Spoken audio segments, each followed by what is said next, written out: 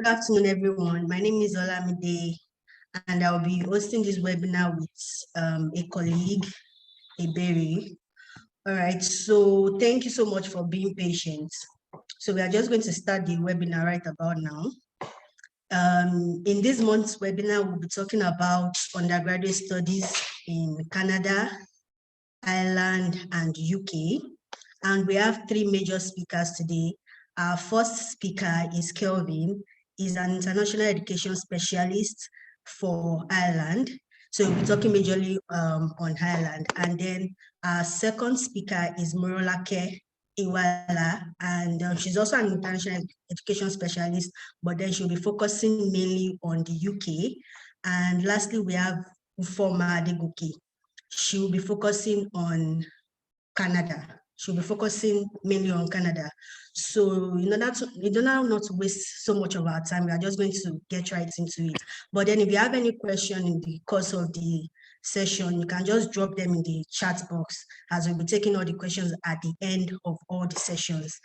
So we'll be inviting our first speaker for now, which is Kelvin. Hello, Kelvin. Hi, Olamide. All right. Good afternoon, everyone. All right, so you can go ahead, please. Yeah. Good afternoon, everyone. My name is Kelvin Okweki. I am an expert in Irish study, visa, and admissions. So first and foremost, I would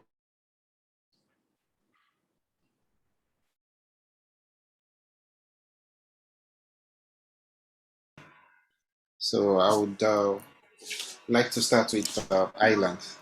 So today I'll focus mainly on undergraduate studies. But if you have questions, you could just drop it in the comment section. So why study in Ireland? So when you're considering a study destination, I think the first thing you look at is why that particular study destination. So Ireland is a safe destination for you to study, especially for you to consider for your kids. I know that it's not, the name is not very popular here, but I'm sure the capital, Dublin, is more popular. So the capital of Ireland is Dublin. It's not part of the UK. So the UK is Northern Ireland. So it is Northern Ireland that is part of the UK. And Ireland happens to be one of the very few English-speaking countries in the Eurozone. So when you apply for an Irish visa, for instance, you'll be getting an Irish visa, not a Schengen visa. So Ireland is part of the Schengen zone. So that's one thing I want you all to know. Now, you should consider studying in Ireland because the destination is safe. I don't think there has been any natural disaster over the years recorded in Ireland, or any form of insecurity recorded. So safe destination. And if you're sending your kids to study abroad, another thing parents will most likely look at will be the proximity to their home country. So flights from Nigeria to Ireland, depending on the airline, could be the highest total flight time is about 9 hours. So I think that is another major reason why you should consider Ireland. Then there is opportunity for the applicants to get a permanent residency. Like in Ireland, for instance, there are different levels of study. Now, for undergrad, we have what you call level 7, level 8, level 9, level 10. Level 7 and level 8 is purely undergraduate. And for you to get into level 7, you need to have either a Cambridge accredited A level, an SAT score, or an internationally recognized foundation. All this you can get from our college on the island called Westerfield College. So we offer all this. So the academic requirements, I'll take it again, is either Cambridge accredited A level, which you can write with Westerfield College, the SAT, or the English, the foundation. And for those considering the foundation year, the courses you should look at will be the English, maths, and one additional language. Then, depending on the stream, either the business stream, science, or the health science stream, to will determine if you're going to take an additional course of either chemistry, physics, or a business course. Now, for another thing you look at when applying for studies in Ireland would most likely be the parents will look at, okay, why should I send my child here? What is the return on investment? Now, the starting salary in Ireland for a full-time job role is averagely 35,000 euros annually. And the visa comes with the opportunity for this applicant to work 20 hours a week and to study 20 hours. Ireland happens to have the highest minimum wage in Europe, which is about 10 euros per hour minimum. It doesn't mean you can't earn more than that for part-time jobs. Another beautiful thing about Ireland is that Ireland happens to be the hub of IT in Europe, and a lot of European companies have their European headquarters in Ireland. Most multinational companies in the world actually have their European headquarters in Ireland, and this is because Ireland happens to have the lowest minimum the lowest company income tax in the world. So this is the reason why most companies will have their European headquarters based in Dublin, and because of this, there happen to be a lot of jobs, availability of jobs in Ireland. Now, when you're going for undergraduate in Ireland, you would need an IELTS score of 5.5 for undergrad. It's mandatory that you have an IELTS score of overall score of 5.5 when studying in Ireland. Now, if you have questions, you can drop in the comment section. I have talked about why you should study in Ireland and academic requirement. Now I would go to the visa requirements.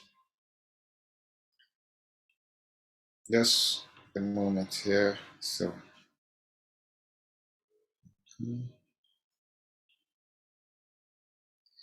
I don't know if anyone can see my screen.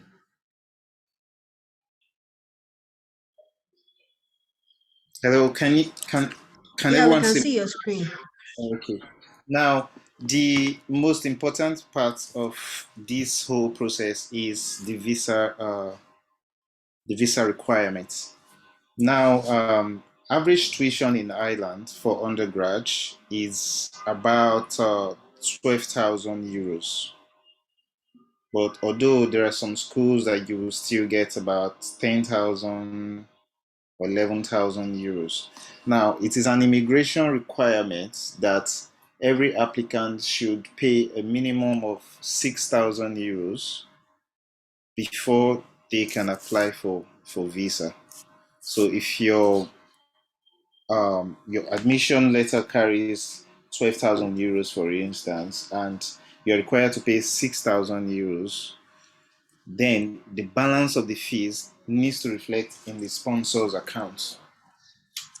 Not just the balance of the fees, it's also required that the sponsor needs to show that they have enough money to cover the full fees for the duration of study. If you can't show it as available balance in the account, you need to show sufficient evidence to show that, okay, you can have easy access to money whenever the applicant needs it. So these are some of the academic requirements. So you have what we call the signed application summary. So the signed application summary is simply the printed form. After you fill the form online, the summary you print out that you take to the embassy, that's the application summary. Then you would need two passport photographs usually 35 by 45, white background. There is an immigration questionnaire that you would need to fill. Then your international passport needs to have a 1 year validity when you're applying for an Irish visa. Then you have signed letter of application. This is where the applicant gets to write why they have decided to study in Ireland, what their intention is after graduation, and every other thing regarding the application. Then evidence accounting for gap is not everybody needs this actually, but if you were going for a postgraduate course, you would need like your NYC certificate or your work employment letter. Then you have evidence that fees have been paid, as the telex from the bank, the and the school fees receipt. Then you need evidence that you have academic ability to follow your chosen course. This will be your A-level results or your foundation results here in Nigeria. Then you have the evidence of your level of English. This is your IELTS. So it is not just a school requirement for undergrad, it is also an embassy requirement. So you need the IELTS for visa application. For instance, if you're going for a postgraduate course, you don't need the IELTS to secure admission, because obviously they know that, okay, your first degree was in English. But if you are applying for a visa application, you would need the IELTS. Then you have the applicant's birth certificates, and that is the one from the National Population Commission. So it shouldn't be the one from the hospital. It has to be from NPC. Then you have the private medical insurance. It's a mandatory requirement that every applicant going to Ireland needs to have a medical insurance. So you can purchase the medical insurance from www.studyandprotect.com. And then the student bank statement, if the student have any. So it doesn't mean that there should be money there. If you have gap in academic history, you can have, for instance, the reason why this is here is you can have people who say, okay, I have OND, okay, I want to go proceed to continue my studies abroad. Or we have people that say, okay, I finished secondary school for over 5 years and now they just want to proceed. So you need to show the visa officer everything you've been doing during that period, and you need to attach your bank statement to prove that. Then your CV. Now, the most interesting part is the sponsor's document. Now, the beautiful thing about Ireland is that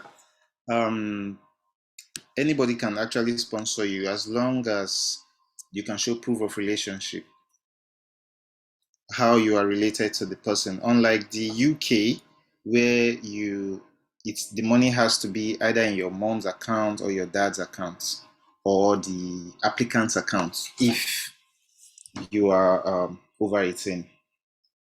However, in Ireland, the proof of funds can either be in anyone's account. It could be your cousin, your aunt, your uncle, a family friend, as long as you can show a strong proof that you are related to the person and that the money will be available for you while in Ireland, the person can stand as your sponsor.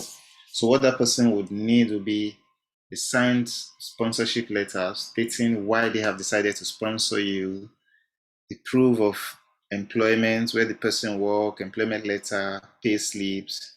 If the person owns a business. Another nice thing is that you can actually use a business account for Ireland. So as long as the business is registered, you have your tax clearance, so just include the business CAC registration documents alongside the letter. Then you have the 6 months bank statement. Every bank statement going to Ireland is 6 months. Going to the Irish embassy is 6 months. Unlike the UK, where you need just a 28 days bank statement, Ireland needs to be 6 months. It doesn't necessarily mean that your proof of funds needs to be sitting in the account for a 6 months period. It's just that you just have to print a 6 months bank statement. As long as the available balance is enough to cover the balance of your fees and your living expense, you are fine. Then you have other supporting documents. It could be like landed properties, tenancy agreements, that sort of thing. So I need to point something out, which is very important while applying for Irish visa. I think is one of the downside of the application process, and it might be one of the reasons why we don't really get a lot of applications.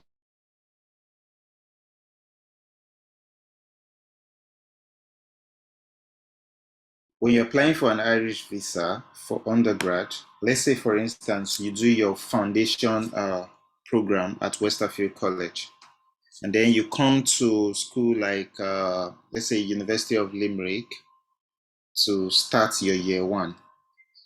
That means you'll be spending 3 years in the university. What this implies is that if your sponsor, for instance, pays your first year's tuition completely, the immigration officers expect that the bank statements your sponsor is providing should have sufficient balance to cover year two and year three tuition. So let's say, for instance, you're going for a course in computer science, for instance, and computer science happens to be about 13,000 euros. So, and your sponsor happens to pay the first year tuition. So the bank statement your sponsor is providing should still have a minimum balance of about 20 million naira. So that's it, just the downside. However, the advantage is that it's easy for you to get permanent residence in Ireland. The immigration policy is not that strict like other countries, so it's easier to secure a permanent residence after study, and there are a lot of jobs. So if you have questions, you can ask me now or just drop it on the comment section, and I'll be happy to answer them. Thank you. Olamide.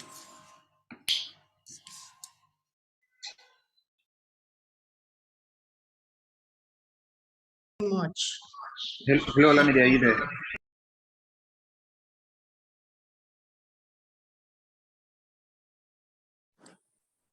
Okay, thank you, Kelvin, for that. We'll just move on to the next. Okay, thank you, Kelvin, for that. Rolake is coming on. I think she's on. Yeah, she's here. Rolake will be taking us through undergraduate studies in the UK. So again, if you have any questions, you can just put it in the chat box. After the session, we can take the questions, or during the session, if the speaker is still talking, then we can take all questions during that time. Yeah, Rolake. Hello, Ella. Having me.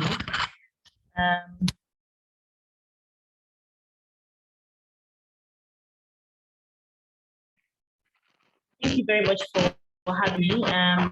I'll be taking the undergraduate study in the UK section. Now, I'd first like to, point out and explain the benefits of studying in the UK right before I go to the requirements for admission and requirements for visa. Now, one of the reasons you may want to consider studying in the UK is because of, and I point this as my number one reason, is because of the course duration. In places like the US, undergraduate study takes as long as 4 years. But in the UK, it's shorter, just for 3 years. There's a 20 hours work duration for international students, and you not only have the opportunity to work within campus, you can also work outside of campus. It's different from the US.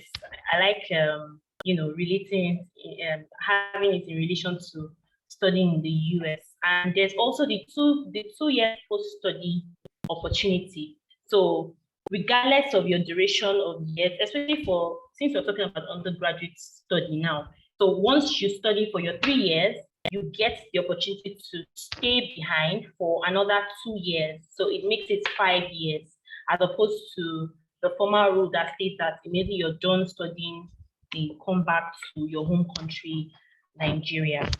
Now, I'm also going to talk about the locations in the UK, countries in the UK, or places in the UK, just to, brush up our knowledge about it. So we have 4 parts in the UK. We've got England, we've got Wales, we've got Scotland, and we've got Northern Ireland. I feel the need to go through this because from my, experience in dealing with people, I realized that most people can't tell the difference. So it's just better we go through this. So England is in the UK, Wales is in the UK, Scotland is in the UK, Northern Ireland is in the UK. London, especially London is located in England, located in the UK. Now, let's talk about the requirements for studying in UK, for undergraduate study. Now, some of the requirements for studying in UK are your international, your high school transcripts, your high school certificates, your international passport, your WAEC results, or your NECO results, or your IGCSE. Now, for your WAEC results, you need to have at least 5 credits in, you need to have C5, what we call C5, in at least 5 subjects, including your maths and English. Now, talking about requirements, you're also going to need your personal statement. So your personal statement is where you give an introduction, you introduce yourself. Now, the process of, processing your admission gives the admission team little knowledge about you. So the purpose of the personal statement or the statement of purpose is so they can place a face to the application. So they can, have a little knowledge about the applicant. So that's why you introduce yourself, you give reasons you intend to study in the UK, you give reasons you intend to study in the school you've chosen, you tell them a bit about yourself, what you've done in your secondary school, and then you talk about your career aspirations. That is what you intend to do once you're done with school, and how the course you've chosen can influence your career aspiration. Also, talking about the requirements, you're also going to need your academic reference letter. Now, your academic reference letter is that letter you get from any of your course tutors in your secondary school or your principal. So they're going to attest to the fact that they've taught you in certain capacity, they've taught you in the classroom, and they know that you are fit to study whatever course you want to study. The purpose of this is so they know that you are a genuine student, you did not just make up a school while applying to that school, and that, there's somebody to attest to the fact that you are a genuine student and you are eligible for that course. Now, still talking about requirements, I'm laying more emphasis on requirements because it is, it's important, especially for undergraduate students. Now, the moment for most people in Nigeria, or for most fresh graduates in Nigeria, the moment you have your WAEC result or your NECO result, you can immediately, progress into a Nigerian institution. But if you intend to study outside the country, especially for the UK, having just WAEC result, having just NECO result, having just IGCSE will not cut it. So there's something called the foundation level program.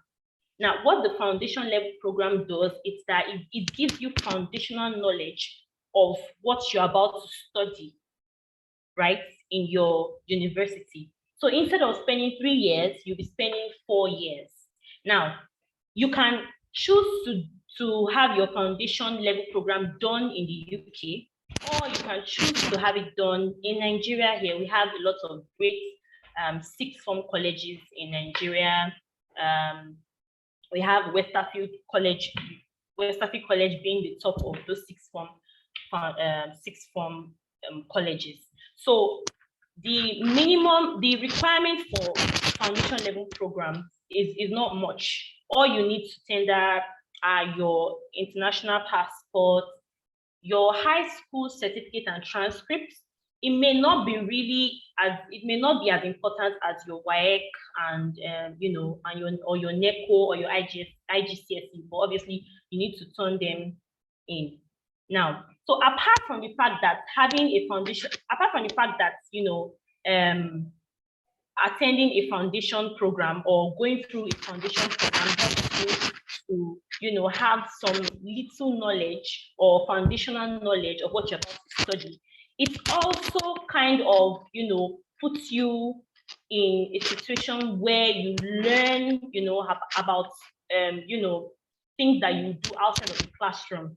You mix with people, you meet with them, you socialize with people, you know, even in classes during your foundation level, that is, you are taught, you know, how to survive or how to live in the UK. So it's not just classroom experience, you also get experience of what to do, things to look out for once you get to the UK. That is the purpose of the foundation level program. The same thing that is taught in Nigeria is what is taught in the UK. Now, let me tell you the difference, or why I think studying in Nigeria for your foundation program is, you know, might be the best choice for you.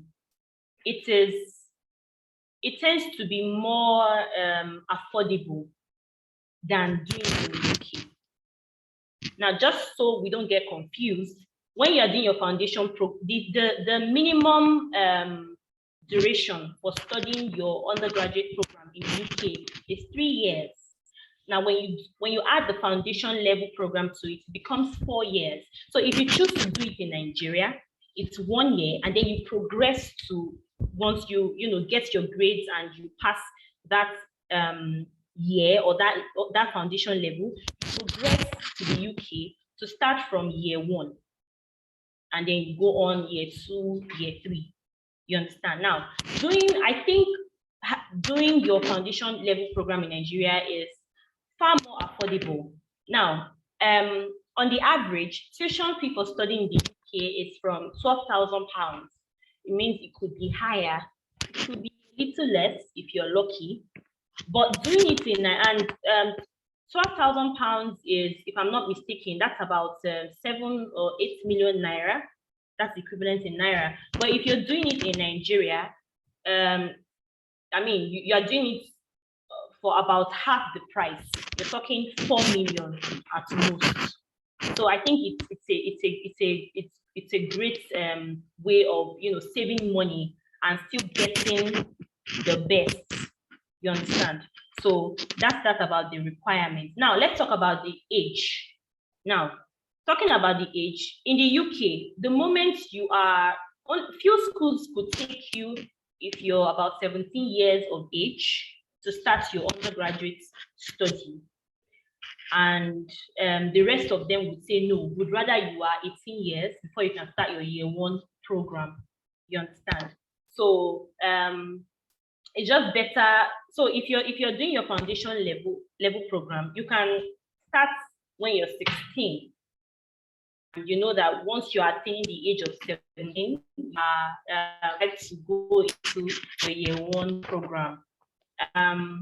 Polytechnic College in Nigeria is a very, very, I mean, is a top, you know, peak for a sixth form college. So I think you may want to consider bringing your child, or if you're a student listening to, if you're a student who is in attendance on this session, you may want to consider coming to Westfield College in Nigeria. Yeah, so those are the things I think you should consider when it comes to requirements studying in the UK. Now, let's talk about visa application now. For visa application, the first thing you need is your international passport. The first thing you need is your international passport. Then, talking about sponsorship. Sponsorship is such a great deal when it comes to apply for visa, but not just the UK, but Canada, for Ireland, for US. I'm talking about sponsorship. The best people or persons that can sponsor you can be your parents, your father or your mother, or both of them. So you are required to have a 1 month bank statement when you want to apply for your visa, right? And for the 1 month bank statement, the amount that should be in it, let me talk about the living expenses. Sorry, before I just go into this. I already talked about locations in the UK, right? So your living expense within London at the moment is about £12,007. While outside London is about £9,200. I'll take that again. Your living expense within London is £12,007, and your living expense outside London means it can be anywhere in England except London. It can be in Wales, it can be in Scotland, it can be in Northern Ireland. So anywhere outside of London is £9,207. So we makes it more affordable places to live in other than London. Yeah. So the amount to be in bank statement is a combination of the living expense plus the remaining part of the school fees or the outstanding payment of the school fees. So say, for example, you pick a school like Robert Gordon University, right? Say you pick a school like Robert Gordon University. And for that school, you're required to have about 34% of your tuition. You're required to pay that for that. Once you pay that, whatever is left is what you should have in your parents' bank statement, in addition to your living expense. Now, Robert Gordon University is located in Scotland, which makes it outside of London, and it tends to be more affordable. So you have £9,200 plus whatever is left for you to pay of your tuition. Still talking about bank statement because a lot of people may miss this. The funds required can also be a student account. It could be a student account. It's a matter of your parents, sending whatever is required into your account for a 1 month period. Now, if that is not possible, your dad can have the required funds in his account. If let's say you need 8 million naira, hypothetically speaking, let's say you need 8 million naira, and in that account you have just 5 million naira. If mommy has 3 million naira in her account, then daddy and mommy can merge both accounts and use it to sponsor you. Like Ireland, I heard Kelvin say that you don't need the money seated in your account. So when they say when you are asking under your bank statement, so let's say make these calculations now. £9,207 plus your outstanding tuition payment. Let's say making these calculations now, you need about 8 million naira, right? You can have a minimum of 8 million naira, nothing short. You can have a minimum or over 8 million naira. You understand? So by the time you get to the point of application, your agent can put you through, or whoever is attending to your admission can put you through. That's a story for another day. Let's move on. Now, talking about school, before I was supposed to talk about the school application. Sorry. Now, talking about school application for undergraduate study, the major means of applying to school is through UCAS. If some of you have attempted applying to the UK, you'd find that the system is saying applying through UCAS. That happens to be the major way you can apply for your study. So once you apply for admission, what you need is your international passport, your WAEC or your NECO or your IGCSE. You need your personal statement, your academic reference. Once you get all sorted, you put in your application. It takes a minimum of 1 month. It could take a minimum of 1 month to get an offer. So when you get an offer, you pay your initial deposit depending on the school you pick, because not every school has the same requirement when it comes to initial deposits. Some schools say pay £2,000, some schools could say pay £5,000. So once you've made those payments or that payment, then the process of applying for your CAS is another process entirely. You start applying for visa. You also need your bank statement, your 1 month bank statement, your 28 days 1 month bank statement for for applying for your CAS. And then you need to, where, for example, in Canada, you need to do medicals. For UK, you need to go and do your tuberculosis tests, right? When there's a designated center in Lagos to do that, and there is one in Abuja.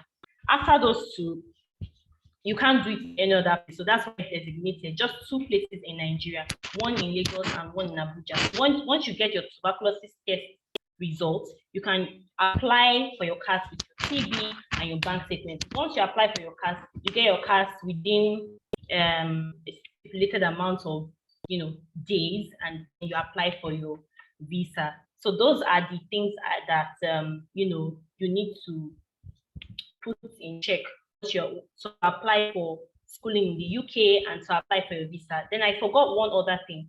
The moment your parents are sponsoring you, in fact, I highly suggest that your parents have the money in their banks, in their accounts. So once they are tendering their bank statement, they are also writing a sponsorship letter for you.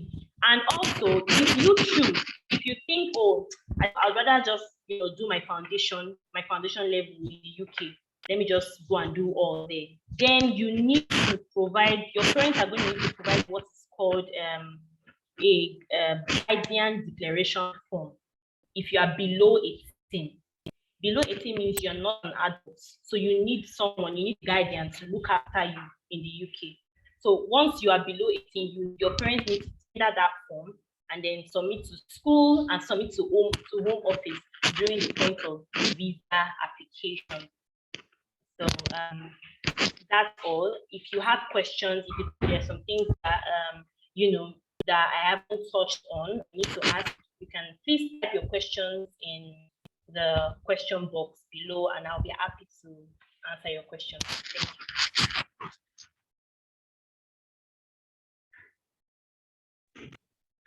Thank you. Okay, thank you, Rolake. Thank you so much. I can see some questions, but I'm going to hold on to the end of the session for us to take everything at the same time. So we're just going to move on to our last speaker, Madam Ufoma. She's here. Yes, she is. Okay. A berry.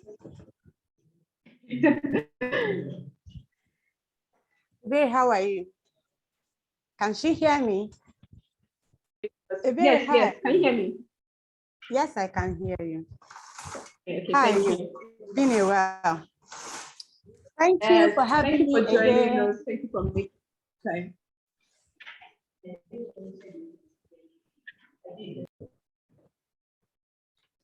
Okay.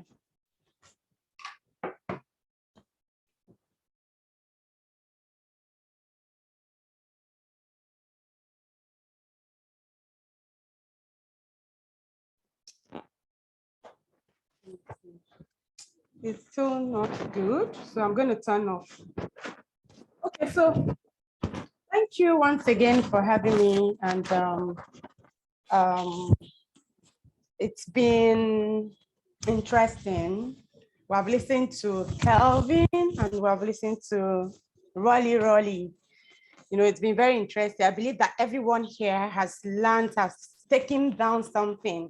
I mean, you have picked something that will help you get started, as an undergraduate, right? So now we're moving on to Canada. Canada, the choice place. Me. Most preferred, some people. Yes, so now it's Canada time. And Canada is good. Canada for me, like I will always say, it's the best, right? I stand to be corrected. It's the best because as an undergraduate, if you come to study in Canada, in fact, the moment you get your visa, to study in Canada and you step into Canada, you're not coming back because there are processes in place to get you converted, to a permanent resident, and then you move on to becoming a citizen. very quickly in the space of 7 years. Yeah, 7 years. If you have good and clean records. Clean record will mean no criminality, no stain on your record, right? So for me, Canada it is, right? So we're supposed to be looking at those things that are important, those things that we can't, very important, those things that are apparent that you should focus on when it comes to studying as an undergraduate in Canada. So whether you're a parent here or you're a student, let's pay good attention to the important things we should consider when we're looking at Canada. From the day you graduate from secondary school, so to the waiting period, you know. Good thing, foundation has been provided here in Nigeria. So we have the like of Westerfield. You can come and take your foundation there, you know. But generally, when we're looking at undergraduate studies in Canada, we'll consider three institutions generally. 3 institutions. So we look at the high school, which offer foundation programs. We look at the colleges, which offer diploma programs, advanced diploma programs, and of course the universities, you know, the degree program. That's what they offer. Now, but you know, upon completion of your secondary school, your high school now here in Nigeria, I'd advise, you know, now on a norm at 16, you know, you leave and students leave secondary school at 16, some 17, and I mean some others 18, but majority leave secondary school at 16. And most parents, you know, worry. I mean, they're bothered really. They don't want to leave their words or their children to go at the age of 16. They're usually worried, you know. So for such, I advise that you allow them to do the foundation. So whether you're a parent here or if you're a student, you can relate this to your parents. You can have your foundation done here in Nigeria. Remember I said there are 3 settings, 3 institutions, because we have the high school, we have the colleges, and then the university. So we can just knock off the high school in Canada, you know, and they have you do your foundation here in Nigeria. And then we have the Westerfield. I know that how to get started at Westerfield, information will be sent to you. If you need more information on how to get started with your foundation at Westerfield. Rolake spoke so much about that already. The last, the speaker before me, yes, spoke so much about it, how to get started, what you need to get started. So right away, upon graduation from high school, rather than wait, pick up your form at Westerfield and get started. You know, you've started already because the curriculum is the Canada curriculum.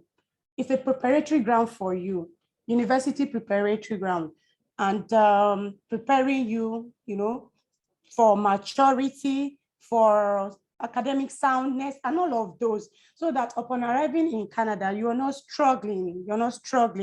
You know, you're already used to the system that obtains over there. Okay, so I would leave the foundation stage. I want to advise everyone, if you're 16, please don't bother rushing out of the country very fast. Do your foundation here and, you know, get to understand the system. Of course, during the foundation, you get to know more about your destination of study, which is the Canada. So for parents who says, no, I want my child to leave immediately, no problem. There are foundation schools abroad as well. Okay, so before I continue, please, you can drop your questions. If you have any question, just drop it and you'll be attending to later on. So the next will be the colleges. I said they offer diploma programs. Now, who are those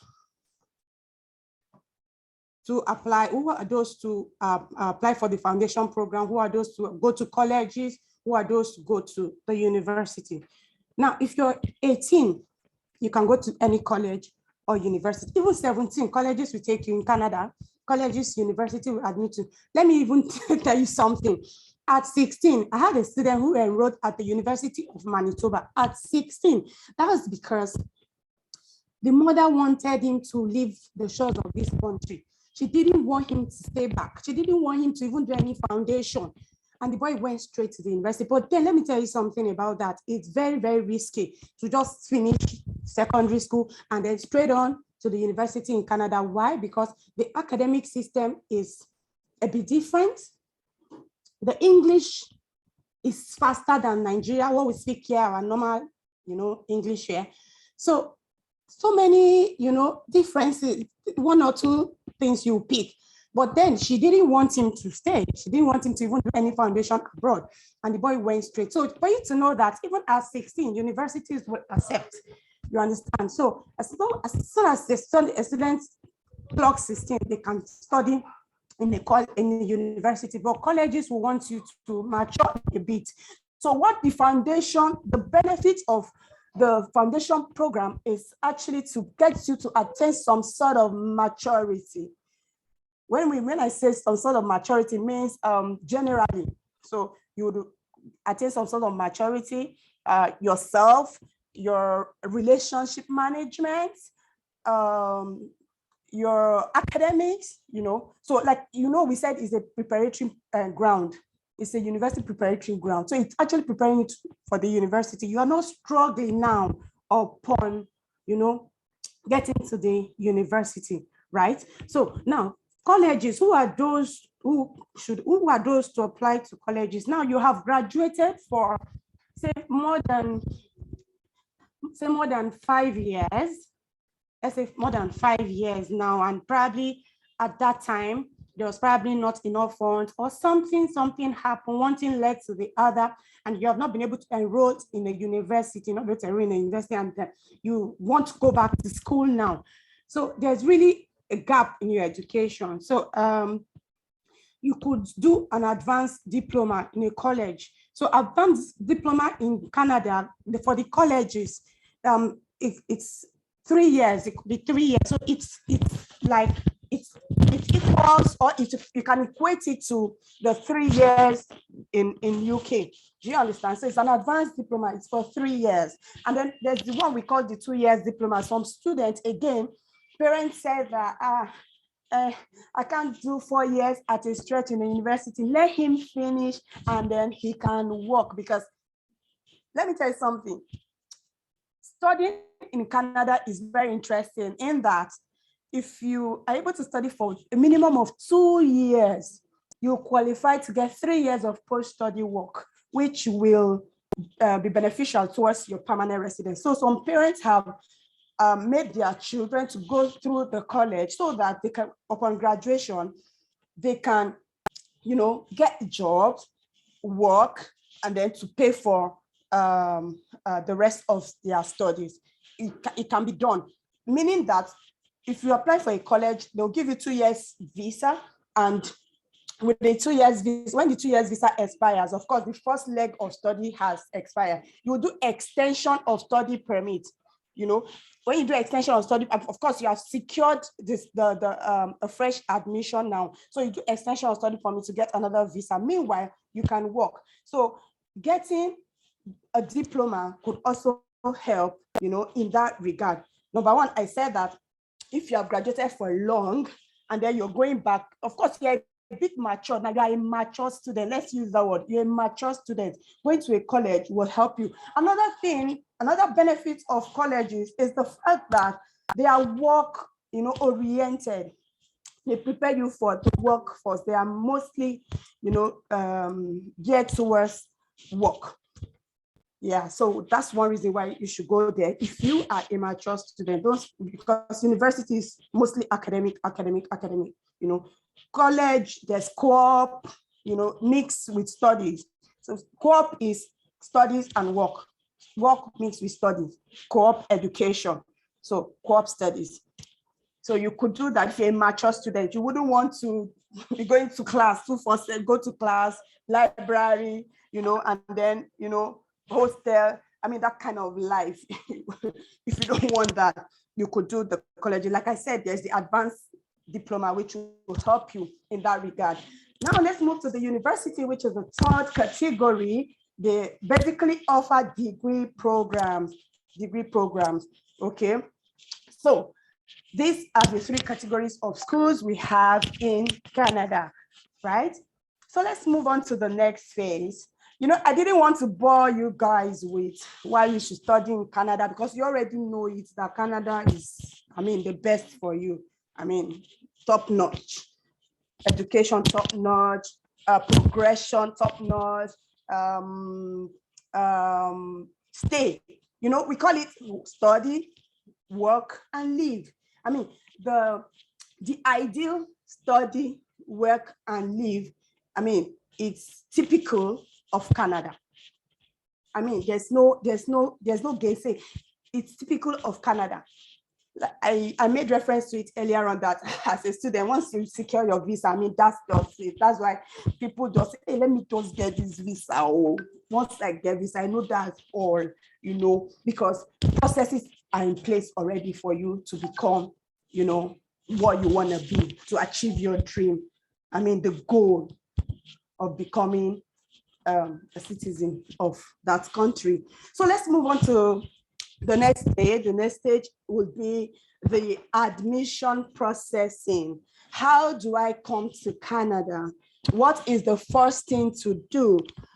Now, do you know what you want to study, or you need some sort of counseling? So at MOD Education here, we have quite a number of counselors. So what you need to do is to drop your details, and you'll be connected to one counselor.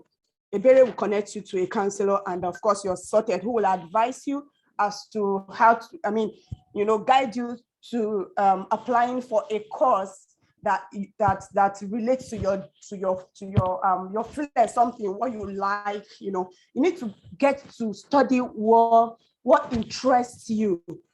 Not that you're in class and the lecturer is when you see the lecturer coming for mathematics or something and you're squinting your face, oh my God. No. So you need to pour it out before your counselor, and they will advise you which course suits you, right? Yeah. So having said that, when you meet a counselor, the counselor will now give you through, probably present a lot of schools. So at MOT, we also have quite a number of schools. Talking about admission, one thing you should consider, first thing is you consider the school. What school do you want to attend? What is the tuition of this school? For instance, we have the University of Manitoba, popularly known as U of M. A lot of people are there. A lot of your friends have gone there, and you probably want to do same. So University of Manitoba is 18,100 Canadian dollars. So on the average, you want to come study in Canada, I'd say that you should consider a budget of 18,000. Although there are schools that are cheaper than that. Schools like University of Prince Edward Island, it's it's cheap. It's cheaper than 18,000, but on the average, I'll say 18. So if you want cheaper school, Memorial University of Newfoundland is very cheap, 11,000, thereabouts, 12,000. Then next to it will be Prince Edward. Prince Edward is 13,500. And then the likes of New Brunswick, University of New Brunswick, University of Manitoba, 18,000. Then Saskatchewan, University of Regina, all of those, you start talking about 20,000, right? So there are lots of them. Algoma University. So we have schools in virtually most of the provinces in Canada. So we have in Ontario, we have in Winnipeg, that's Manitoba. We have in Saskatchewan. We have in Nova Scotia. We have in most of the provinces. Some people say it must be Ontario. Why? Because the capital of Canada is situated in Ontario. So there's this there's this capital advantage, you know, in Ottawa. So capital of Canada, of course, we know it's Ottawa. So there's this capital advantage as most people want to go to Ottawa specifically, and we even have a school to suit you in that province. That's Carleton University, a very good school. I'm promoting it, please consider Carleton University, a very good school. I have a lot of students in that school. So let's move on. So having said that, all you need to do, like I said, is to get connected to one counselor. Ebere and her team will do so, will help you do so. Just drop your details. Okay, so now we can talk about more schools. So through your counselor, you'll be able to, of course, get to know more schools, they'll search for you more, whichever suits you. Especially, you know, we're talking about budgeting here. So, you know, budgeting. So there are more schools that really suits everyone. Yeah. So let's move on to the admission process. So admission process requirements. Now, what do you require to apply to a Canadian school? If you're coming to the high school, that's for the foundation program, all you need is that upon graduating from your high school, you already have your transcript, SS1 to SS3 academic transcript. That is the major academic document that is required to get you admitted into any foundation school in Canada. So in addition to that, you just get your international passport, and then we send in your application. And before you know it, your admission is here. Okay, so that's for foundation.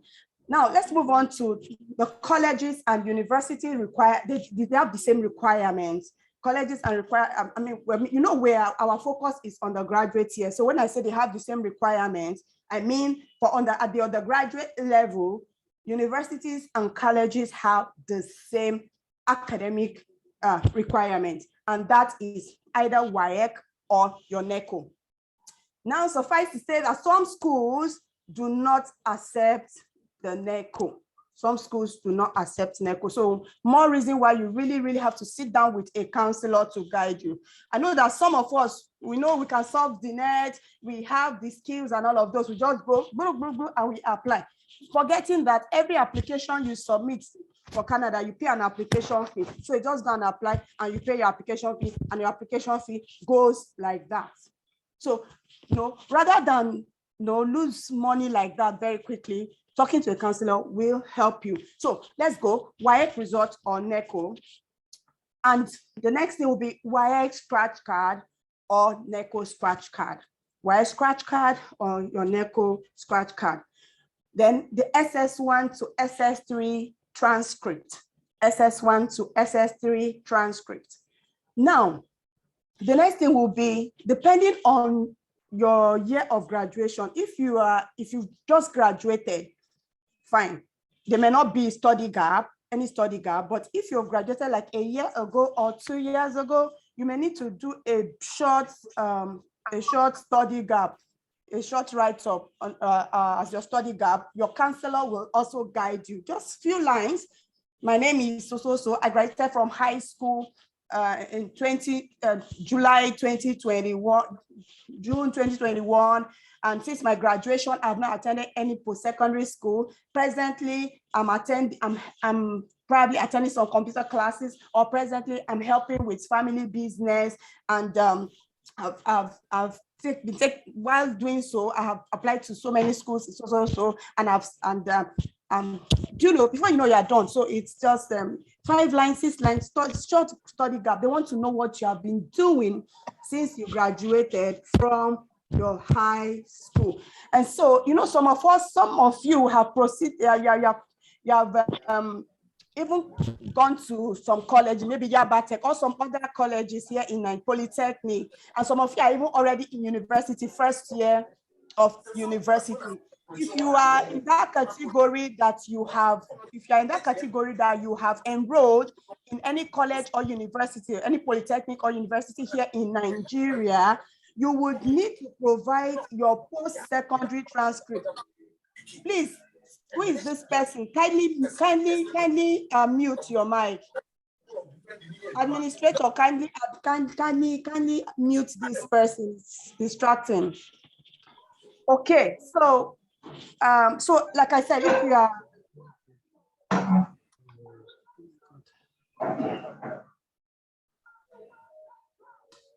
okay, so you would need your post-secondary transcript if you have done probably 1 year in a university or a polytechnic.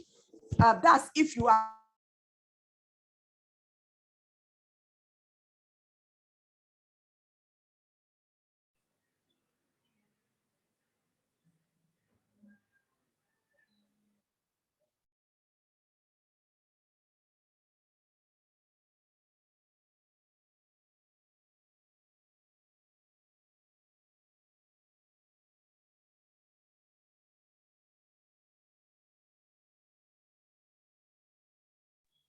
okay, so sorry about that.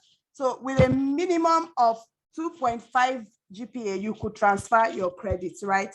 So let's move on. So I mentioned, the last thing I mentioned was any post-secondary education, you need to provide the transcript, okay? So now, when you have provided your WAEC result scratch card, your transcript, post-second transcript, and then your international passport, that's your travel document, is very, very important. Your international passport must have minimum of 1 year validity. The reason why I said so, embassy will say minimum of 6 months validity. So from the period you commence your admission process, remember that 1 month would have gone or 2 months would have gone. By the time you gather your documents for visa and all of those, you are getting to the 6 months if you have 1 year validity. So minimum of 1 year validity on your international passport. Now you submit all those documents and you apply.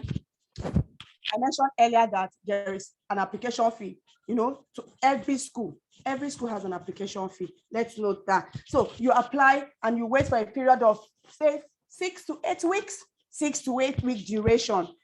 Although some schools will come earlier, depending on how busy the schools are at that time. Yeah, at that particular time that you apply. But on the average, call it 6 to 8 weeks. Now you've applied, and then next thing is to expect your admission. When your admission comes, there's one thing that I tell parents. One thing that you would want to use to convince the embassy that you're a serious parent and that is to commit yourself financially. People will come and say, I want a school that I don't have to pay school fees before applying for visa, like the University of Manitoba and the like. But you're not doing yourself any good, right? Because there's no commitment on your part. What would you write on your study plan as a parent? I mean, as a student? And what would the students write on their, what will the parents write on their sponsorship letter that they have committed? You have to commit yourself some way, whether the school says you should pay right now or not. There is tuition, to be paid on your offer letter, your admission letter. I think you should make a commitment. Commitment helps, to tell them that, yes, I have the money. I can sponsor my words through their education in Canada. So tuition payment will be the next thing. Now, you must consider a very, very worthy of consideration, really. So after that, you have paid your tuition, you send evidence of payment to the school, and then of course they get back to you and all of that. Now they with a receipt, because that receipt is very important. That receipt is part of your proof of funds. One of the reasons why they reject people Canada visa is proof of funds. So that receipt is very, very important. It counts as part of your proof of funds. So let us take note. Now the crux of the matter, after securing admission, now the crux of the matter, visa processing. Of course, we all know that admission is nothing without the visa. So if you secure 20 admissions without getting a visa, it's tantamount to what? Zero, level 0, nothing. Yeah. So now the visa, Canada visa process is categorized into 3. yes, categorized into three. We have the student visa, which is the one we'll be considering today. We have the visitors visa. Now, for parents who who are bothered, like they don't want to let their words go, leave. I told somebody, I said, just let her go. Just let's process for her first. You will do yours. We'll process visitors visa for you, so you could go check on her, or probably, go with her.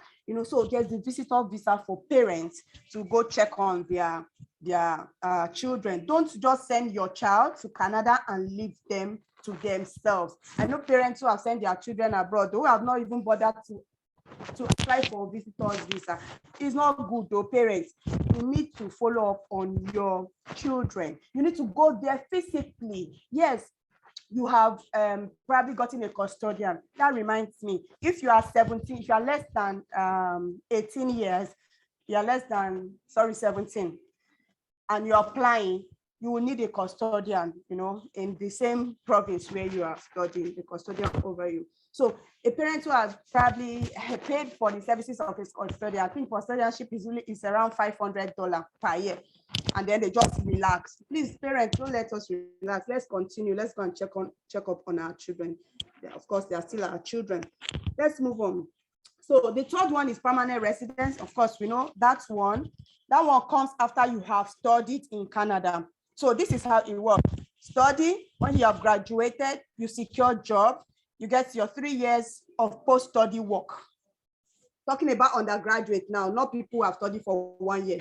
That's an undergraduate. Canada law says minimum of 2 years of study. And as an undergraduate, there's no undergraduate that will study for less than 2 years of study. So you definitely qualify for permanent residence, automatically qualify for permanent residence to do your due diligence. Okay, so you get your, when you graduate, upon graduation, you get your post-study work permit and you start working. After working for 1 full year, you apply for your permanent residence, because that 1 full year is to give you what we call the to place you on CEC. CEC is Canada Experience Class. Canada Experience Class. Okay. So now let's talk about the visa generally. The student visa now. That's our major concern here. After getting your admission, payment of school fees, the next thing is visa. Now, for your visa, one major consideration is your sponsor. Who is your sponsor? You need to consider this. Advisably, it should be your immediate relations. And who are these your immediate relations? Your father, your mother, or both parents. Yes, both parents can sponsor you. If your father is a banker and your mother is an entrepreneur, they could both, they can sponsor you jointly, or whichever way it is, both parents can bring documents together and sponsor you. Yeah, your chances get slimmer, when you start using uncle, auntie, family friend. I'd advise, generally, that if an uncle or an auntie or family friend want to sponsor you, they should put the money gradually, not lump sum, put the money gradually into your parents' account. That increases or enhances your visa chances. So also, some people, bosses have sponsored them. So like a company, you're working in a company, or you're very useful, or this company wants you to come back and be useful to them. They could also sponsor you with the company's information, all of those, and then they will give you what we call letter of guarantee, guaranteed job upon return. That would also enhance. That thing alone is tied to your home country, which could also help. So your boss could also sponsor you with the company's documents. Okay, so who is your sponsor? That's what we have just addressed. It's really, really a major consideration. Now, what is the profile of this your boss? What do they do? Do they have kids already? If it's your mother, do they have children before you or ahead of you? What is their commitment to each of these children? Because this has to be stated. Canada is very tedious and detailed. So you have to talk. You have to consider what they have on ground, their commitments on ground already, plus you. And it's the financial capacity. Does the finance, can the finance cover you? All of those should be considered. Then after that, when you have considered all of those and it fits and you can proceed, then you move on. Now, for the visa, what do you need? You have considered that. Now we're talking about what we need. Before I go, there are four major reasons, four major generic reasons I will call why students are refused visa. And then because this is an undergraduate visa, major consideration is on the sponsor. Major consideration is on the sponsor, really. There's little consideration on the, there's little focus on the student. Major focus is on the sponsor. So they will deny based on purpose of visit. That's the one that concerns the student mostly. Your purpose of visit, you're coming to come and study. You're a fresh secondary school graduate. So there's nothing negating anything. Not like you have studied before, you have studied law and you're coming to you want to do biology. No, so there's nothing negating anything. It's just straightforward. So your purpose of study is very clear. No embassy, Canadian embassy will not reject you based on purpose of study. So you have like, you have a pass mark on purpose of study as an undergraduate. You have a pass mark already. Yeah. Now, the next thing why they reject students is financial capability. Now, that focuses on what? The sponsor. So I made mention of the fact that they'll look at the commitments, they'll look at the net worth of the sponsor, looking at their commitment. If they're making 100 million per annum, what is their commitment to child A, to child B, to child C? They have to declare it in their affidavit. They have to declare it, and then they will know whether whatever is left could suffice for you. Now, they also would look at their travel history. Do they have good records out there? Have they, do they have a good record? Have they traveled to some countries and overstayed? So you would have to submit their travel histories, to submit their stamp in, stamp out, all of those. And then now you tie to your home country as a student.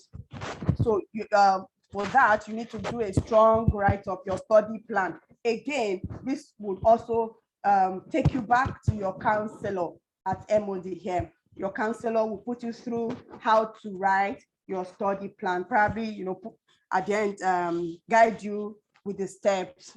Study plan is different from personal statement and letter of intent. Okay, so of course, relate with your counselor for that. For me, I would usually provide you a sample that will guide you through. You introduce yourself, introduce what you're doing, tell them why your interest in a program, tell them about your sponsor. What you are saying in your study plan must match what your sponsor is saying in their sponsorship letter. So there's study plan and there's sponsorship letter. They must agree. They must agree, right? Yes. So tied to your home country, you explain all of those. That would mean your parents, upon graduation, you are coming back to your home country to reunite with your parents.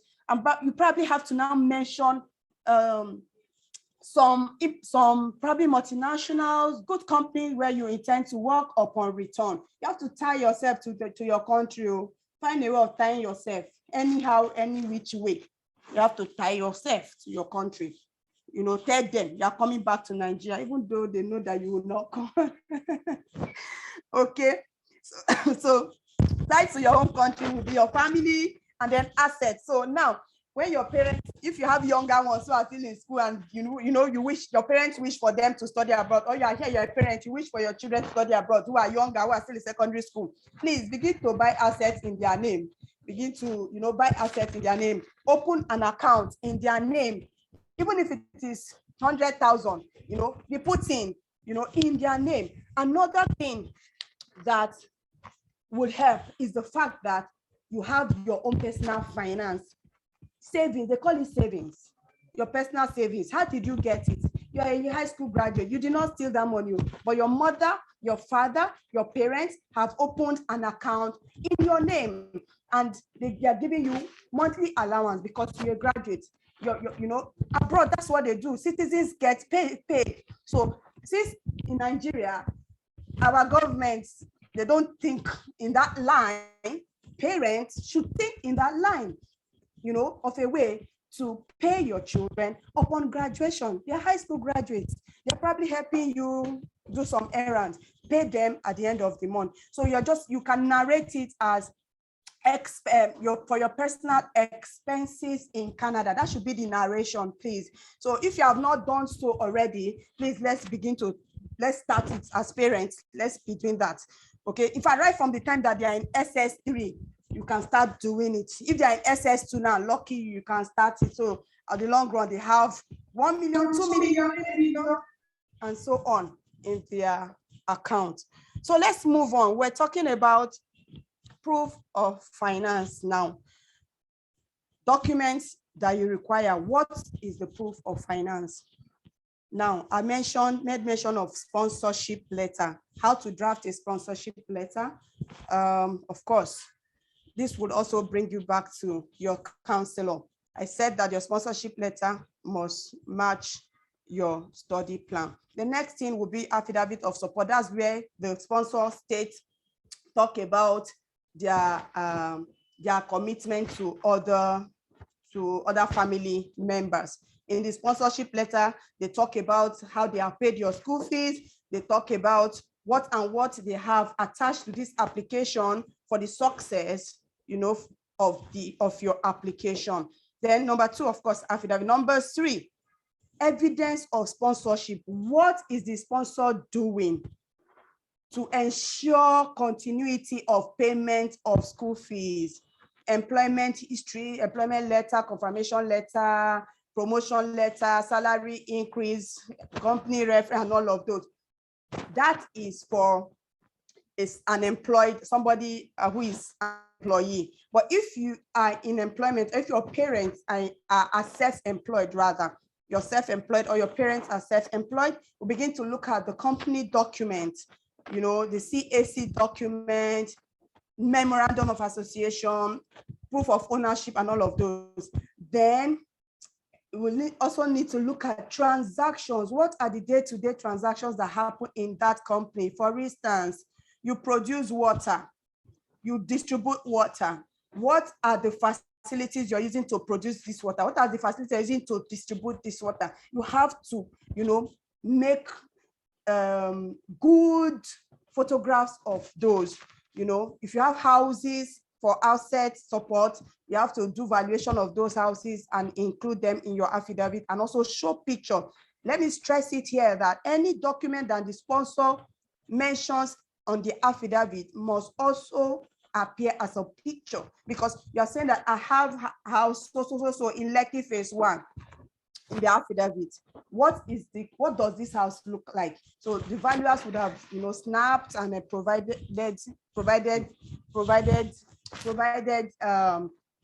you with documents to submit for that. Okay, so now the next thing, after showing what they do, their evidence, the next thing is proof of relationship. You see why you should use your parents. Proof of relationship, you have to give adequate proof of relationship. If it's your mother, you now provide your birth certificate. Your birth certificate will show the name of your mother or your father or both parents. Of course, their international passport will also match. So that's straightforward. There's nothing hiding there. But if you're using an uncle, okay, yes, you can use an uncle if the uncle will not willingly move money into parents' accounts gradually. How do you prove such relationship?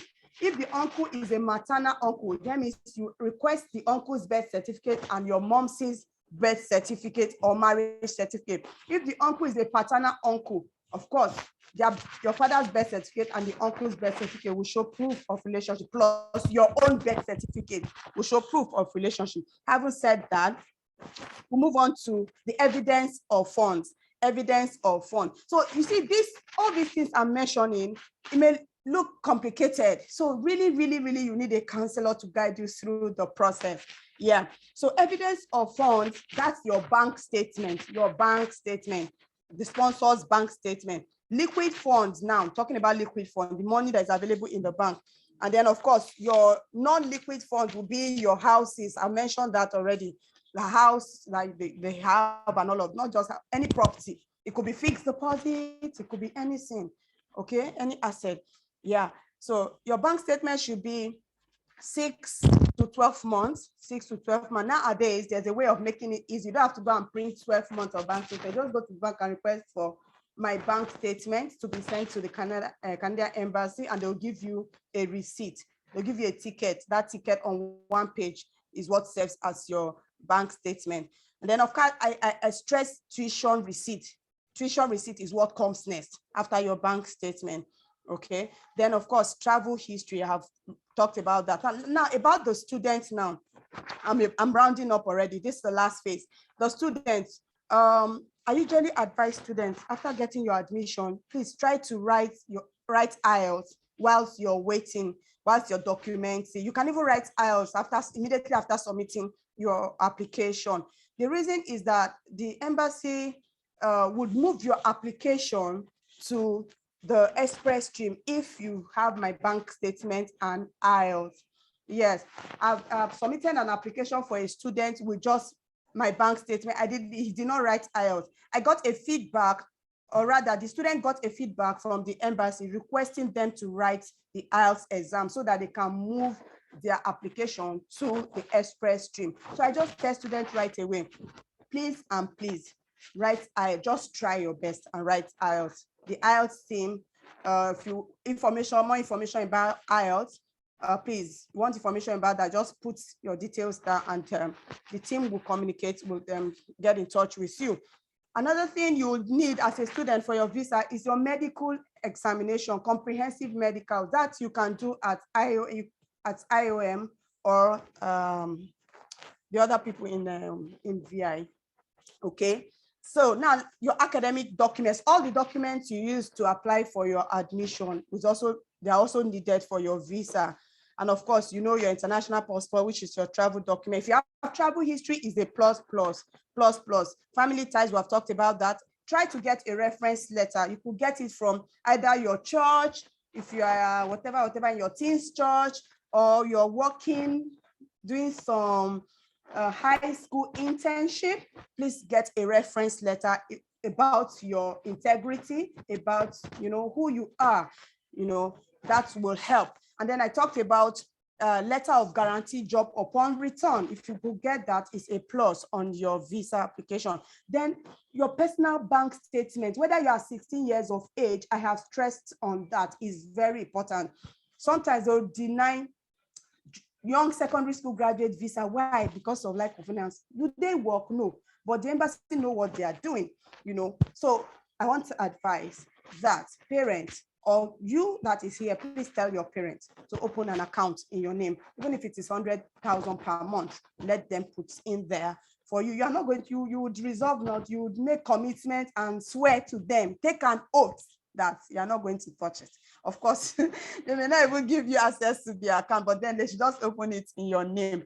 Okay, so basically those are the major requirements for visa application.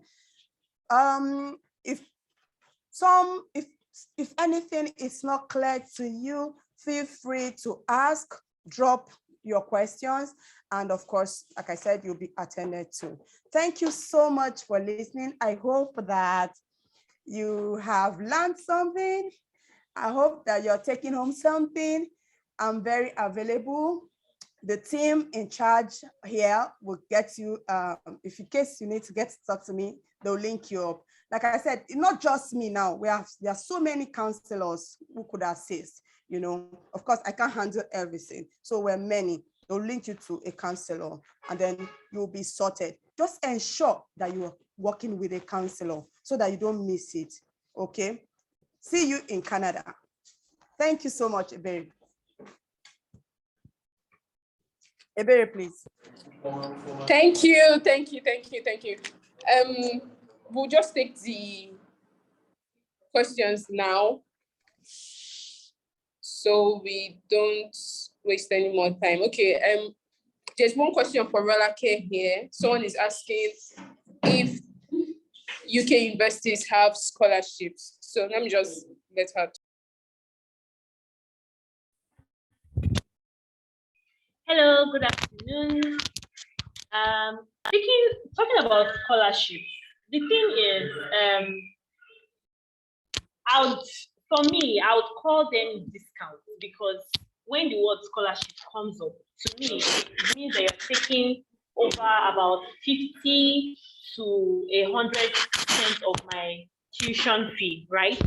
I'm not saying that those types of scholarships don't exist. The thing is, the most most common of them are discounts.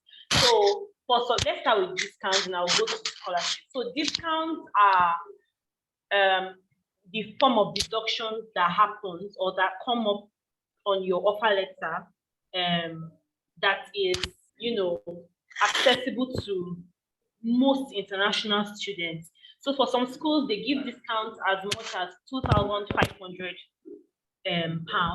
Like a school like Robert Gordon University even gives up to £3,000 discount of tuition. And at the end of the day, tuition falls to about £12,000, which is like one of the cheapest in the UK. Talking about scholarships, yes, some schools have scholarship opportunities, but then you have to apply for those scholarships. They are based on merit. They are not automatic. You understand? So I think, to me, discounts are what I would call them, except you want to start applying for those scholarships. Yeah, you can apply for them. You can apply for them. For some schools, you'll be required to apply for them before you apply for your course or after application. You understand? So there are scholarships and then there are discounts.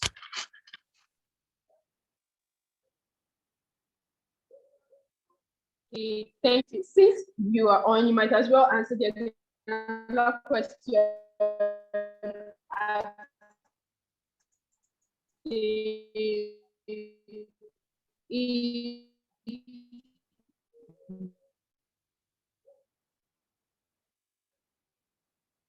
Okay, let me answer that. The question is, can one take foundation? Okay, the person said, can you do a foundation course in the UK without having your IELTS result? Okay, there's some form of network issue, but I just got the question correctly now. So, can one take foundation class in the UK without IELTS result? The answer is yes, you can. The purpose of the IELTS is for them to be able to, assess your English test, or your English proficiency. Sorry, I was looking for that. So for them to be able to assess your English proficiency. So you can either tender your WAEC result or your NECO result. Yeah, they know about WAEC and NECO. You understand? Only few schools don't accept NECO, but for the most part, they accept WAEC and then they accept NECO result. The only reason you may be needing IELTS is for maybe a country like Ireland, where it's a country requirement. But for the UK, IELTS is not a country requirement, except you're doing some courses like nursing or some other health programs. But yes, so your WAEC and NECO requires.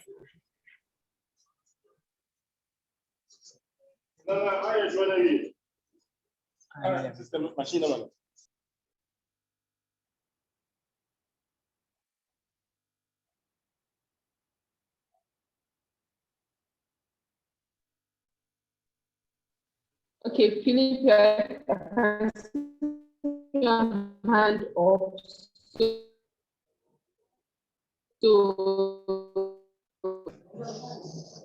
Yeah, hello. I think you Hello. can speak now. Hello. Yes, we can hear Yeah, you. hi, we can hear you. Oh, all right. Please, I'm Philip from Ghana. I just wanted to ask whether if You it is can- only the network. Hello. Hello. Yes, we can hear you. Yes, we can Yeah. hear you. Go on. Yeah. I said I'm Philip from Ghana. I just wanted to know whether it is only for degree people or degree and masters, because I saw a message from the counselor said that you can send your comment through his email, and it was written as degree something. So I don't know whether if it is masters and degree or only degree people who can requested for that admission.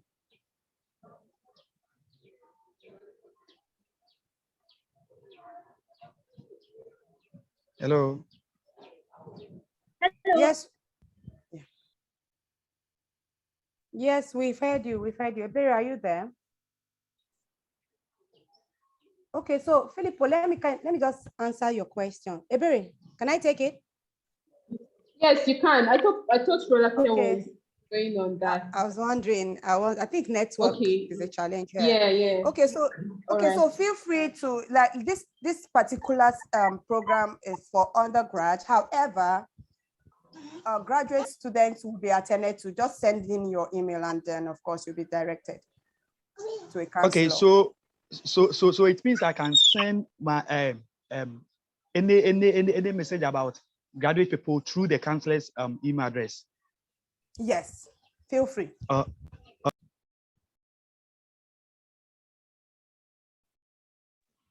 Yes, that's very possible. Rolake has something to say about that. So let me just let her talk on that. Hello, Mr. Philip. As Ufama mentioned, yes, you can send in your inquiries through the box below, or you probably get an email address to send in your inquiries for better communication. At the same time, if you'd like for your inquiries to, if you'd like, we have a representative in Ghana. So because of what's it called now, distance can actually help you. So we have a representative in Ghana that we can send your inquiries to. If you need the email address, you just send it over to.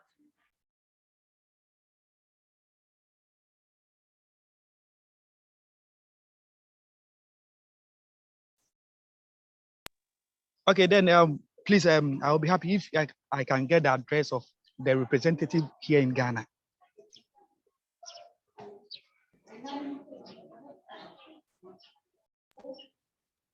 You can send us an email. There is our email address is in the chat box, counselor@degreesandcareers.info, and just send us an email with your details so we can follow up from this conversation.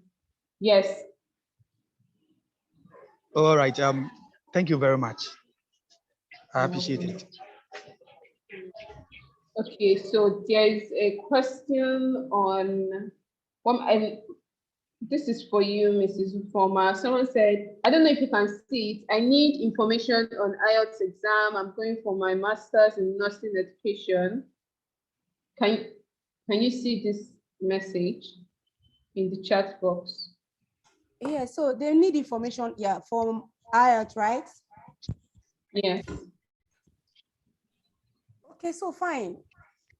Any of our IELTS offices, we have Ikeja, MOD Ikeja, there's IELTS office here. There's Ogudu IELTS office. So since they have their number there, I think you should just give them one address or something. Yes, I can see her. Okay, I can see her email address. We will just follow up from that conversation. Yes. Okay. I'm not sure if there's any question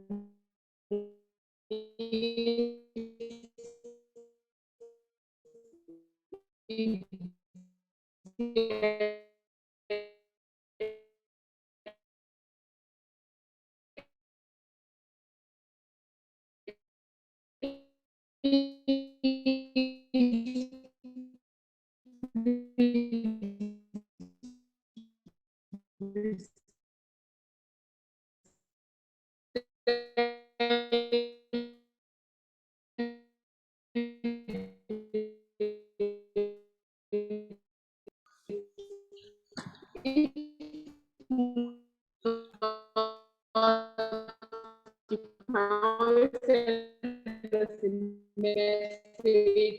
any of our social media platforms.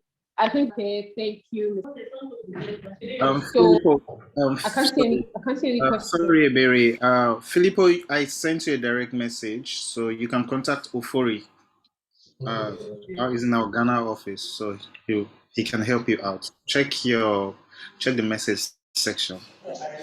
Okay, yeah, thank you very much. I have seen it. Ofori. Ofori, yeah, I have seen it.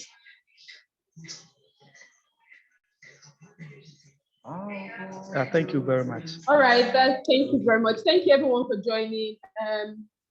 Yeah, that's the end of this session. See you in the next one. Bye. Yes, bye, Berry.